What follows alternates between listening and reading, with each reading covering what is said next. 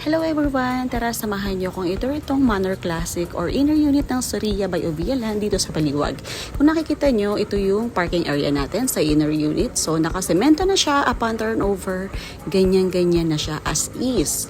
And then itong balcony, kasama po siya sa lahat ng unit natin. May kasama tayong balcony with sliding door. Samahan niyo ako, pasukin natin tong inner unit ni Seria. So, ito siya, kasama siya. May ilaw na rin tayo sa dalawang gilid ng pinto and covered siya. So, ito yung upon turnover, ito yung pinakaloob natin. Naka-tiles na tayo dito sa ground floor. And dito naman sa bathroom natin sa baba, yan, full tiles tayo hanggang ceiling na. And yung pinakalapag dito is 60 by 60 yung tiles na ginamit. Yan siya. Okay. And ito, may linya siya para hindi tumulo yung tubig papunta sa pinto.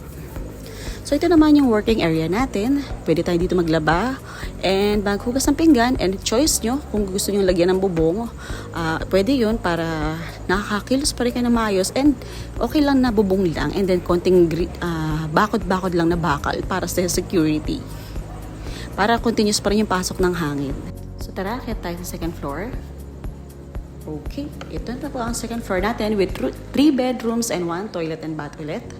Yan siya. Toilet, and then ito yung mga bedrooms natin. So, pasokin natin itong unang bedroom.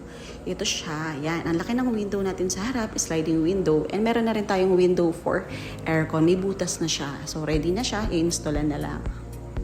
And then, ito naman yung another room sa may bandang likod. Ayan. Window type din na dito is sliding window, and may ready na rin na butas para sa aircon natin. So, ito yung kaninang laundry area natin. Yan siya. Ito yung mga kapitbahay. Yan.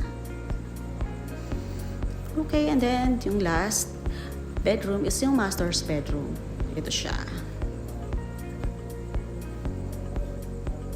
So ito, meron tayong mini balcony sa ating master's bedroom para mas okay pa rin yung flow ng hangin, no? Yan. So kung nakikita nyo yung baba natin, ito yung parking. And ito yung harap, kaya yung inyo pa rin yan. So kitang-kita nyo, ang laki ng bakuran nyo. Malaki siya, so kasya yung malalaking sasakyan. Pick up man yan, Fortuner or what.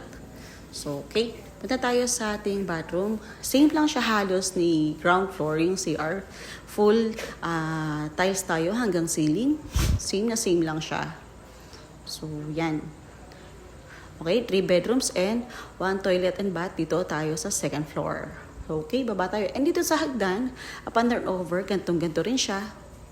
Wala na kayong papabago talaga. As in, lilipatan nyo na lang ng gamit kasi complete finish na tayo dito sa ating inner unit.